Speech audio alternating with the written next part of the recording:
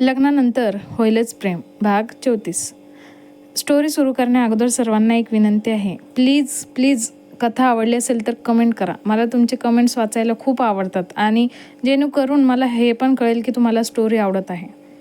अर्णवची नजर त्या काळ्या SUVवरच खिळून राहिली. त्याचा चेहरा क्षणात गंभीर झाला. रोहन, शांत बस, मागे वळून पाहू नकोस, तो हळू आवाजात म्हणाला. रोहनने कसाबसा स्वतःला सावरलं. तेवढ्यात SUVचा दरवाजा हळूच उघडला. काळा कोट, डोळ्यांवर काळा गॉगल आणि चेहरा मास्कने झाकलेला एक माणूस बाहेर उतरला. त्याने थेट रेस्टॉरंटकडे पावलं वळवली. अर्णवने क्षणाचाही विलंब न करता एक फाईल आपल्या बॅगेत ठेवली. ही फाईल आता कोणाच्याही हातात पडता कामा नये, तो कुजबुजला. तो माणूस रेस्टॉरंटच्या दारापाशी येताच अचानक धाड संपूर्ण रेस्टॉरंटची वीज गेली. सगळीकडे अंधार पसरला. लोक घाबरून ओरडू लागले. त्या गोंधळात कोणीतरी अर्णवच्या टेबलाजवळ धावत आलं. अर्णवने झटपट त्या व्यक्तीचा हात पकडला, पण त्याच क्षणी दुसऱ्या बाजूने कोणीतरी रोहनला जोरात ढकलला. रोहन खाली पडला आणि त्याच्या हातातून मोबाईल दूर जाऊन फुटला. 10-12 सेकंदांनी वीज पुन्हा आली. अर्णवने आजूबाजूला पाहिलं. तो काळ्या कपड्यातला माणूस गायब होता. पण सर्वात मोठा धक्का अजून बाकी होता. टेबलावर ठेवलेली दुसरी पुराव्याची फाईलही गायब झाली होती. रोहन घाबरून ओरडला, सर, फाईल चोरी झाली. अर्णवच्या डोळ्यात संतापाची ज्वाला पेटली. पण तेवढ्यात त्यांच्या मोबाईलवर एका अज्ञात नंबरवरून मेसेज आला. पुरावे शोधण्याचा प्रयत्न बंद कर, अर्णव, नाहीतर पुढचा नंबर सियाचाच असेल. तो मेसेज वाचताच अर्णवच्या मुठ्या आवळल्या.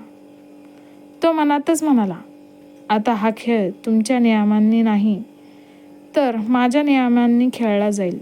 रेस्टॉरंटमधून बाहेर पडल्यापासून अर्णव एकही शब्द बोलला नव्हता.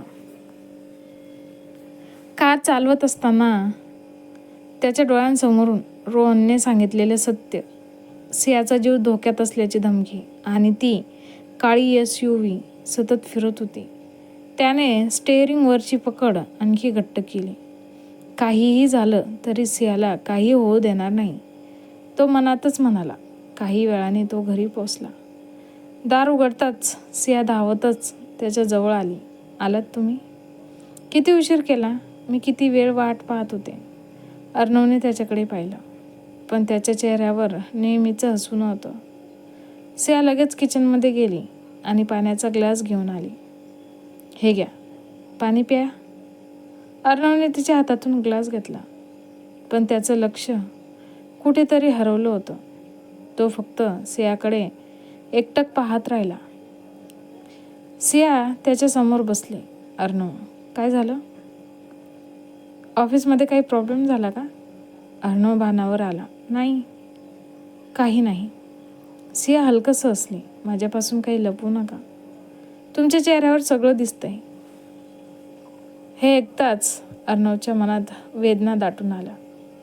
जर मी तिला सत्य सांगितलं तर ती घाबरेल आणि नाही सांगितलं तर तिचा जीव धोक्यात आहे. तो काही क्षण शांत राहिला. अचानक त्याने सियाचा हात आपल्या हातात घेतला. सिया आश्चर्याने त्याच्याकडे पाहू लागली. अर्णव तिच्या डोळ्यात पाहत हळू आवाजात म्हणाला, सिया, आजपासून तू एकटी कुठेही जाणार नाहीस. मी जिथे असेन तिथेच तू असशील. सिया गोंधळली. अचानक असं का म्हणताय? अर्णवने तिच्या कपाळावर हात ठेवला आणि जबरदस्तीने हसत म्हणाला, कारण आता तुझ्यापेक्षा माझ्यासाठी महत्त्वाचं या जगात काहीच नाही.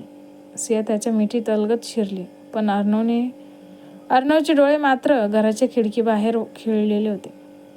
कारण घरासमोर रस्त्याच्या पलीकडे तीच काळी SUV पुन्हा एकदा शांतपणे उभी होती.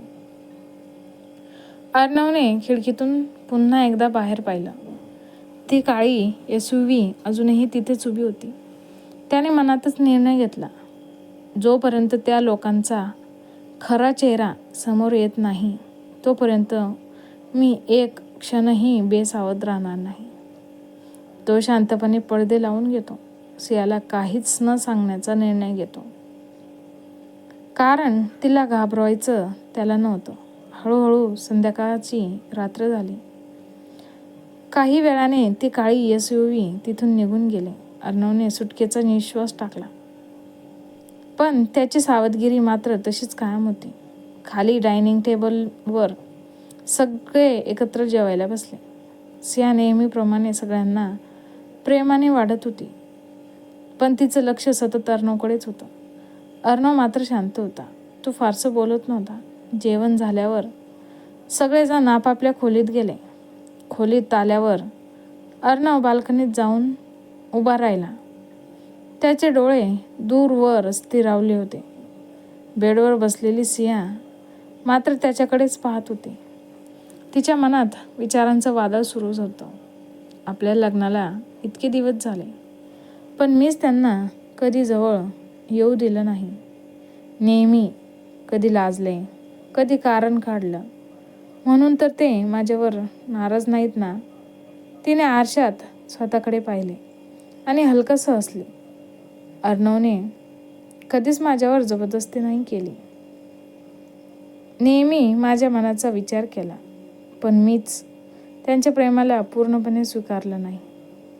तिच्या मनात आता अपराधीपणाची भावना निर्माण झाली होती.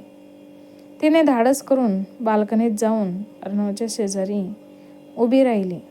हळूच म्हणाले, अर्णव, अजूनही जागे आहात?